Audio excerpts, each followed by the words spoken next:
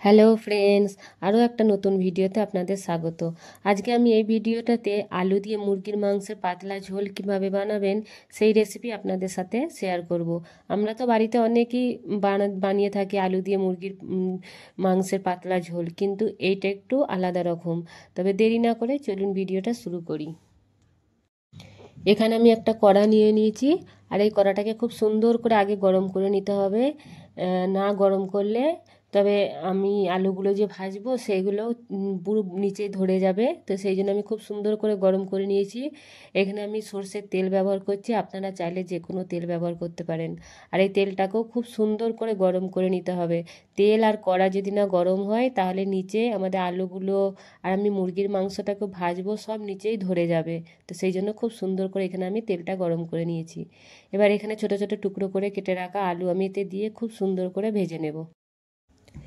এখানে আমি একটু অল্প করে নুন দিয়ে দিচ্ছি, আর অল্প করে এখানে আমি একটু হলুদ ব্যবহার করব। বেশি মশলা দেবো না, তাহলে আলুগুলোর ভালো কালারও আসতে চাইবে না, নিচে ধরে যাওয়ার বেশি ভয় থাকবে। তো সেই জন্য অল্প মশলা দিলে দেখবেন আলুর কালার খুব সুন্দর আসে।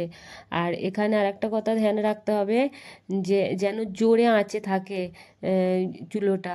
তাহলে কী হবে, জোরে আঁচে যদি আলুগুলো ভাজেন খুব তাড়াতাড়ি কালারও চলে আসবে, আর দেখতেও খুব সুন্দর লাগবে, আর নিচেটা ধরার চান্স থাকেই না জোরে আঁচে ভাজলে। আর আস্তে করে দিলে নিচেটা ধরে যায়।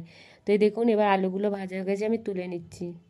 ওই তেলেতেই আমি এবার যে তেলটাতে আমি আলু ভাজলাম ওই তেলেতেই আমি এবার মুরগির মাংসগুলো দিয়ে সুন্দর করে ভেজে নেব। এখানে আমি 1 কিলো মতো মুরগির মাংস ব্যবহার করছি, আপনারা চাইলে নিজেদের মতো ব্যবহার করতে পারেন। তো এখানে এবার আমি একটু নুন দিয়ে দিচ্ছি। নুন দিলে মুরগির মাংস থেকে যে দুর্গন্ধটা আসে সেটা কোনো সময়ের জন্যই আসবে না কো। আর আমাদের এখানে জোরে আঁচে মুরগির মাংসগুলো যতক্ষণ না কালার চেঞ্জ হয়, একটু হালকা কালারটা চেঞ্জ হয়ে যাবে সেরাম মতো আমাদের এখানে ভেজে নিতে হবে। আর এতে নুন দিলে খুবই ভালো হয়, নুনটা দিলে মুরগির মাংসর গন্ধটাই কেটে যায়। তো এইখানে আমি কালার চেঞ্জ হওয়া পর্যন্ত একটু ভেজে নেব।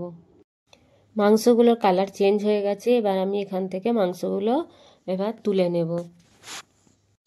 এখানে বন্ধুরা অনেকটাই তেল আছে, এই তেলটা আমি ব্যবহার করব না, এতটা ব্যবহার করব না। তো একটু তুলে নিয়েছি আমি তেলটা। দেখুন এবার এই তেলটাতে আমি কিছু লবঙ্গ আর কিছু এখানে আমি একটু দালচিনি আর 2টো তেজপাতা আর একটা শুকনো লঙ্কাই তেলে দিয়ে দিলাম। দিয়ে সুন্দর করে আগে নেড়ে নেব এগুলোকে। এতে আমি মিডিয়াম সাইজের 2টো কেটে রাখা পেঁয়াজও দিয়ে দিলাম। পেঁয়াজগুলোকে খুব সুন্দর করে আমি আগে লাল করে নেব।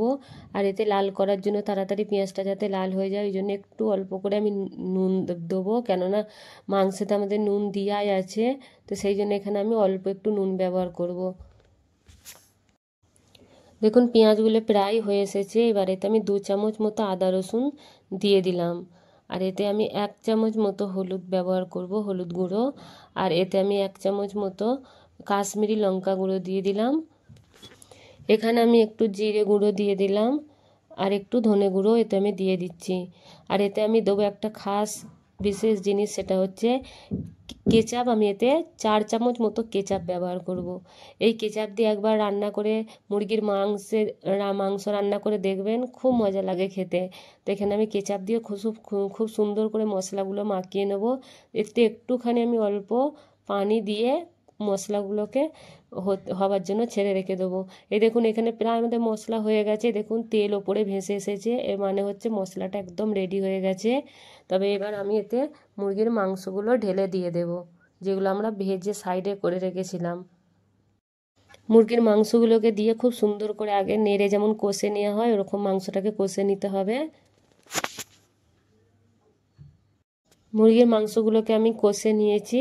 এবার এতে পানি দিয়ে মুরগির মাংসগুলোকে একদম স্লো আঁচে রেখে দিয়ে আমি যতক্ষণ পর্যন্ত না মাংসগুলো সেদ্ধ হচ্ছে ছেড়ে রেখে দেব।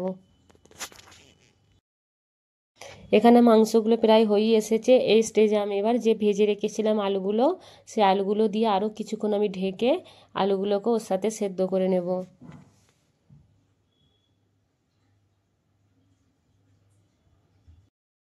এখানে মুরগির মাংসগুলো আলুগুলো সব সেদ্ধ হয়ে গেছে, আমি এবার চুলো বন্ধ করে দিচ্ছি।